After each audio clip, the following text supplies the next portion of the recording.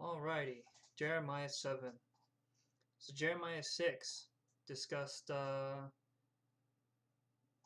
part that I remember most at least was verse 27, where it said specifically, actually I can just bring it up right here. Verse 27, I like the law where it said, I have made you a tester of metals and my people the ore, that you may observe and test their ways. And so I see this as God showing us through the text and through Jeremiah and prophecy that the Israelites are being used as an example for us to learn from. And I find that really comforting to realize that um, we have examples in the Bible, and that's the purpose of some of these, harsh realities that are being shown in these analogies, as well as these statements of this is the destruction that will come, but I will not destroy you completely. So that, along with God saying, just this is a crossroads. Um, you want to know the right way to walk, then choose to walk for it. But you guys are choosing not to walk, and so as a result, it's the people choosing to separate themselves from God. So, with that context, we're now going into Jeremiah 7. This is a word that came to Jeremiah from the Lord. Stand at the gate of the Lord's house, and there proclaim this message. Hear the word of the Lord, all you people of Judah who come through these gates to worship the Lord. This is what the Lord Almighty, the God of Israel, says. Reform your ways and your actions, and I will let you live in peace. Do not trust in deceptive words and say, this is the temple of the Lord, the temple of the Lord, the temple of the Lord. If you really change your ways and your actions and deal with each other justly, if you do not oppress the foreigner, the fatherless, or the widow, and do not shed innocent blood in this place, and if you do not follow other gods to your own harm, then I will let you live in this place, in the land I gave your ancestors forever and ever. But look, you are trusting in deceptive words that are worthless. Will you steal and murder, commit adultery and perjury, burn incense to Baal, and follow other gods that you have not known? And then come and stand before me in this house, which bears my name, and say, we are safe to do all these detestable things? Has this house, which bears my name, become a den of robbers to you? But I have been watching, declares the Lord. Go now to the place in Shiloh where I first made a dwelling for my name, and see what I did to it because of the wickedness of my people Israel. While you were doing all these things, declares the Lord, I spoke to you again and again, but you did not listen. I called you, but you did not answer. Therefore, what I did to Shiloh I will now do to the house that bears my name, the temple you trust in, the place I gave to you and your ancestors. I will thrust you from my presence, just as I did all your fellow Israelites, the people of Ephraim. So do not pray for this people, nor offer any plea or petition for them.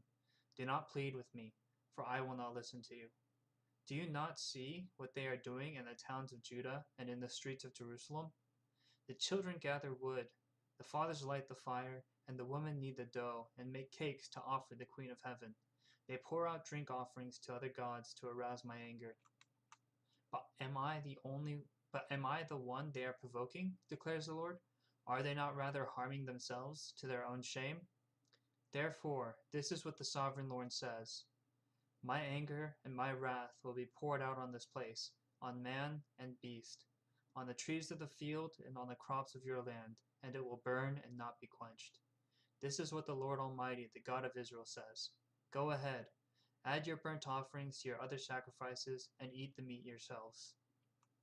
For when I brought your ancestors out of Egypt and spoke to them, I did not just give them commands about burnt offerings and sacrifices, but I gave them this command: obey me, and I will be your God, and you will be my people. Walk in obedience to all I command you, that it may go well with you. But they did not listen or pay attention. Instead, they followed the stubborn inclinations of their evil hearts. They went backward and not forward. From the time your ancestors left Egypt until now, day after day, again and again, I sent you my servants, the prophets. But they did not listen to me or pay attention. They were stiff-necked and did more evil than their ancestors. When you tell them all this, they will not listen to you. When you call to them, they will not answer. Therefore say to them, this is a nation that has not obeyed the Lord, its God, or responded to correction. Truth has perished, it has vanished from their lips. Cut off your hair and throw it away. Take up a lament on the barren heights, for the Lord has rejected and abandoned this generation that is under his wrath. The people of Judah have done evil in my eyes, declares the Lord. They have set up their detestable idols in the house that bears my name, and I have defiled it. They have built the high places of Topheth and the galley of Ben-Hinnom, to burn their sons and daughters in the fire, something I did not command, nor did it enter my mind. So beware, the days are coming, declares the Lord, when people will no longer call it Topheth, the valley of Ben-Hinnom, but the valley of slaughter, for they will bury the dead in Topheth until there is no more room. Then the carcasses of this people will become food for the birds and the wild animals, and there will be no one to frighten them away. I will bring an end to the sounds of joy and gladness, and to the voices of bride and bridegroom in the towns of Judah and the streets of Jerusalem, for the land will become desolate. All right.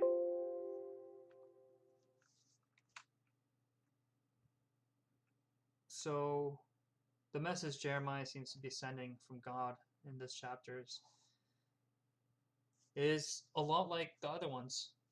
I mean, it seems very consistent with everything else. And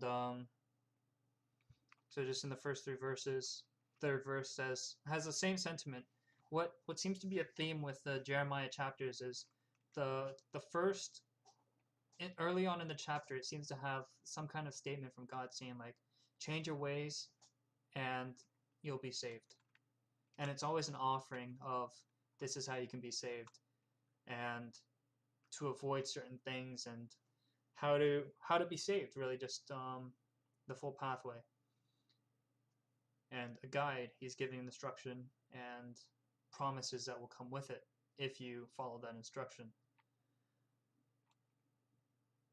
And then starting verse 8 starts talking about what they've been doing, what the Israelites have been doing during this time to anger God, and it's trusting in deceptive words, it's stealing, murder, adultery, perjury, and incense to other gods.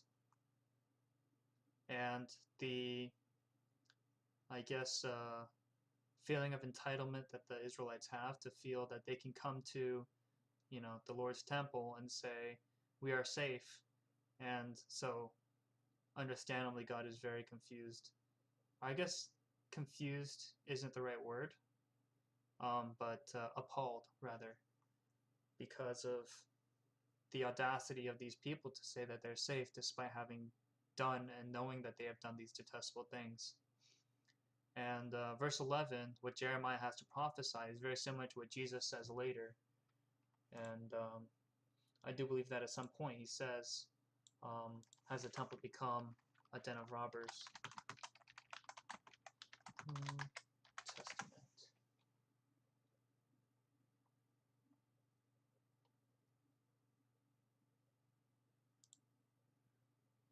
Right, so Matthew 21:13 says, and this is when Jesus cleanses the temple. So starting in 12, then Jesus entered the temple courts and drove out all who were buying and selling there. He overturned the tables of money changers and the seats of those selling doves, and he declared to them, it is written, my house will be called a house of prayer, but you are making it a den of robbers.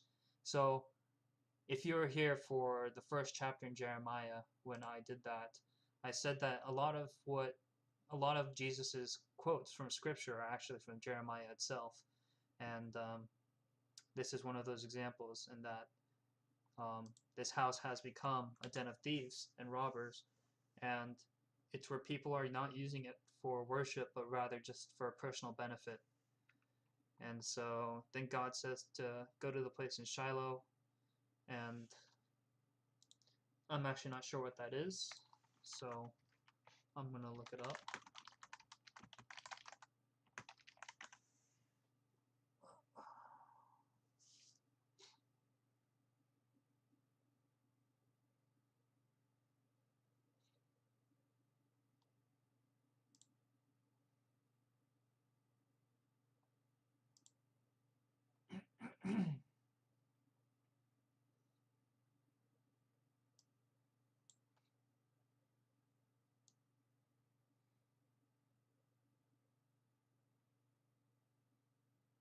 So there's a tabernacle located there, and that seems to be what it's referencing. And the whole congregation of the children gathered together at Shiloh. Alright, so this one's the verse in Jeremiah was referencing the destruction of Shiloh, I think.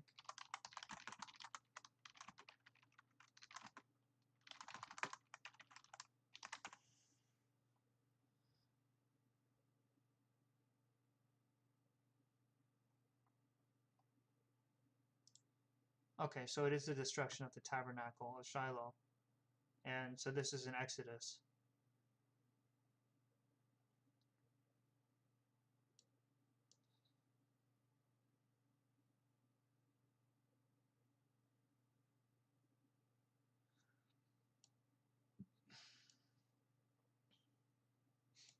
So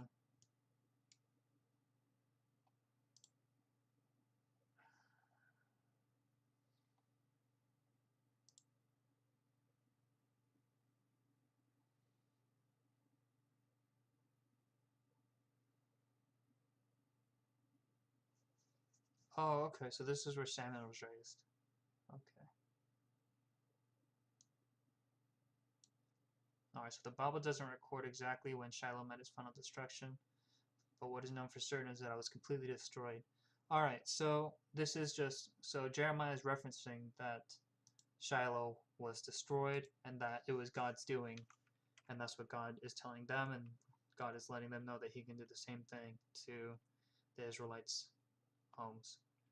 And so while you're doing these things, I spoke to you again and again, but you did not listen. And so this is thematically the same thing that has been happening in other chapters, where God's been offering them a path, the warnings of Jeremiah, and that people are not listening and they're choosing not to be with God. And so God's saying he'll follow through with what he did to Shiloh and them and thrust you from your presence. So this is the first instance, at least in the Jeremiah chapter so far, that I feel like God is actually stating that he's going to separate the people from him, so pushing them away. And yeah, so this seems like an accumulated boiling point of anger from God, but it has been accumulating for a while, so I feel like that's very fair. Do not pray for this people, and offer any plea or petition for them. Do not plead with me, for I will not listen to you. And so, do you not see what they are doing in the towns of Judah? The children gather wood. Alright, so verse 16 and 17, or at least just verse 16, it has a very harsh sentiment to it, being that don't even pray for them, I'm not going to listen. And a tangent on that is that a lot of people feel like the Old Testament is much more harsh and it feels like a lot more judgment and anger, whereas the New Testament seems to be more focused on love, acceptance, and those kind of ideas. But if we didn't have the difference between right and wrong elicited in the Bible, then we wouldn't know what's right and wrong. We just know that there are some good things and then everything else is okay. And so instead of looking at possibility and seeing the Old Testament and New Testament as different entities in a consistency manner, I see it as being consistent, because just like anyone else, just like a person, there are things that they favor and things that they don't favor. And having God's chosen people choose to worship other gods and commit all of these sins is things that God does not want you to do and turns away from. And so it's just clear instruction. It's the same thing as Jeremiah 6:27 that discusses the idea of making examples of the Israelites and showing that just because God loves you doesn't mean that he's going to accept your lighthearted apologies or ingenuine prayers. And this is something that was also stated earlier at a point where it said that in Jeremiah 6, I think it talked about sacrifices.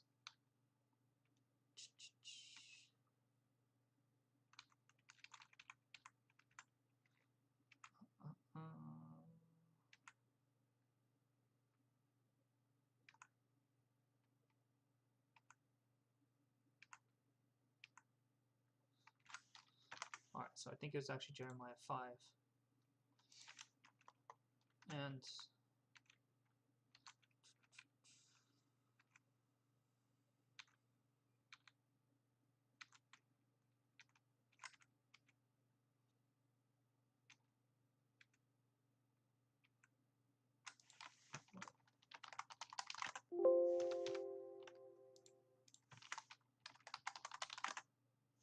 all right, so it was Jeremiah 6, where it says, "What do I care about incense from Sheba or sweet calamus from a distant land? Your burnt offerings are not acceptable, your sacrifices do not please me."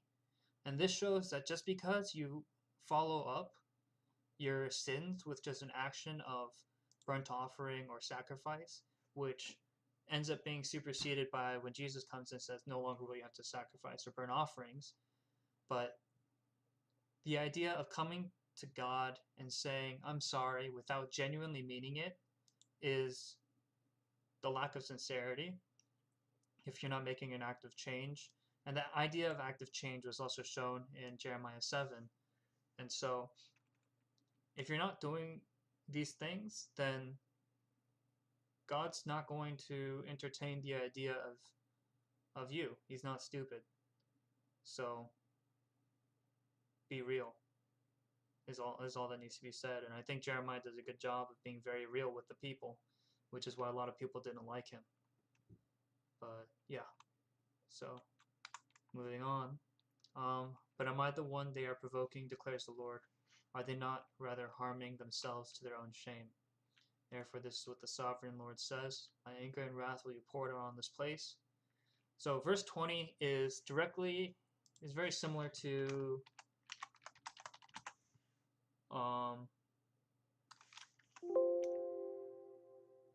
was it Jeremiah 5?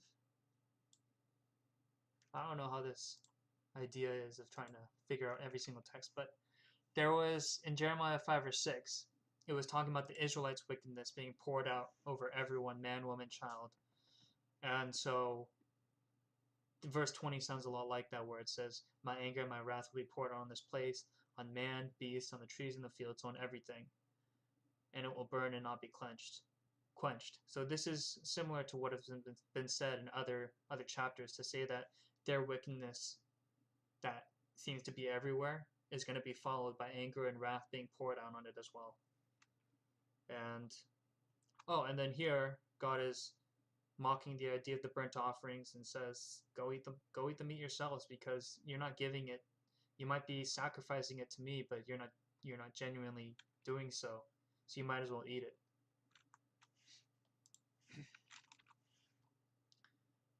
And so God just showing them more about, like, this is a history. And so I guess the Israelites did have examples that they could have tried to learn from, being their ancestors. Their ancestors could have passed on, probably, or they did pass on by word of mouth, what happened and how God had saved them. However, these people still didn't listen to their parents or their ancestors, and they didn't heed the commands or warnings and suggestions that God was really the person saving them from everything. And they did not listen or pay attention. Instead, they followed the stubborn inclinations of their evil hearts. And so God's actually suggesting they went backward and not forward, which says quite a bit. From the time your ancestors left Egypt until now, and not listen to me or pay attention. So now God's telling Jeremiah in verse 27 and verse 26 about these people, that they're stiff-necked, they chose not to listen, and they did more evil than their ancestors who didn't have a guide. And this verse 26 is intriguing to me specifically out of all of these verses so far, because 26 is something that you can transcend time with very easily, because in context of 25, that shows you that there are ancestors that left guidance and opportunity to learn from their mistakes. The people following still didn't, and they did even more evil. And you could suggest that there's more evil today than there was before, and that we're still choosing to not heed this example. So despite having the opportunity to study history, history is repeating itself, and there are more stiff-necked people and more evil than their ancestors. So it's something to understand that the Bible is trying to keep things current in some respects, and it's sad and unfortunate, and we should try to do all that we can to prevent that from being the case. So 28, this is a nation that has not obeyed the Lord God, not responded to correction. That's been a constant theme, it's not responding to correction. The truth having perished is also another theme about the prophets who whisper lies. And then the concept of choosing to lament for the idea of being rejected. In Jeremiah 7 or Jeremiah 6, it talked about taking on a sackcloth and rolling around in ash. So just weeping for what they had lost, because they don't, I guess it's kind of like you don't really know what you have until it's gone, and God's kind of just saying, like, prepare to weep for what you lost. And then just eliciting, this is what you did, you built on high places, you didn't listen.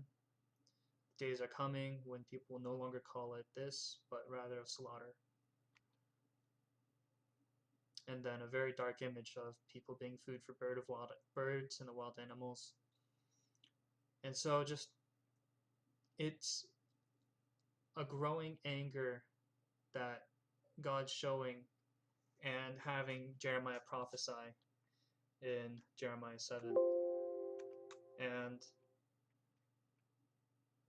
Jeremiah, the book of Jeremiah, there's a book of the prophets, and this is just a series of what they had said to people. So the duration of time that this is encompassing is actually much longer than it might seem from just going one chapter to the next. So I'll actually look up a little time graph for Jeremiah timeline, because this might give us a little bit more context to all of this. So just on a quick Google search of images, I don't know how accurate this is, but we'll just have to trust this for now. So for chapters 1 to 6, it's Judah in jeopardy, and then in idolatry, which is starting in 7. And so there's 42 years that go on in this entire thing, and we've already gone through 7 chapters. I don't know if it's exactly a 1-to-1 ratio on that timeline. Let's see if there's something else that has something more accurate, maybe, or just more clear.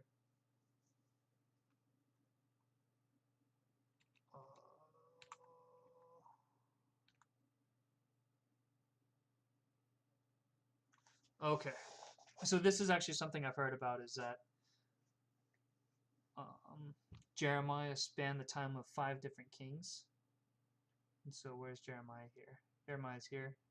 And so he had Josiah, Jehoahaz, Jehoiakim, Jehoiachin, and Zedekiah. So that's the entire period of time when Jeremiah is making these comments during all 5 of those rules. And Josiah was considered the last good king. And so it's after this king's passing that Jeremiah is saying a lot of what he has to say. But yeah, Jeremiah 7 just gives us more of this context to how angry God has become with this sin. And it's not something that we should take lightly, because taking it lightly and feeding ourselves the idea that we're at peace and that we're safe is exactly what God has been detesting in these chapters. So just try to keep things in context, stay humble, and don't get complacent with your own safety. And that's not to suggest a feeling of fear, but rather, if you know you're doing something wrong, stop doing it, first of all. And second of all, if you can't, I mean, I've done plenty of things that I felt were wrong, or they could have been like iffy, and in those cases you really just gotta assess yourself and do some introspection. And it might take time, and it might take prayer and help from other people, but to just ignore it and let it sit there is a thorn in your side, and it's not something you want to have. So that's Jeremiah 7, and I will see you tomorrow.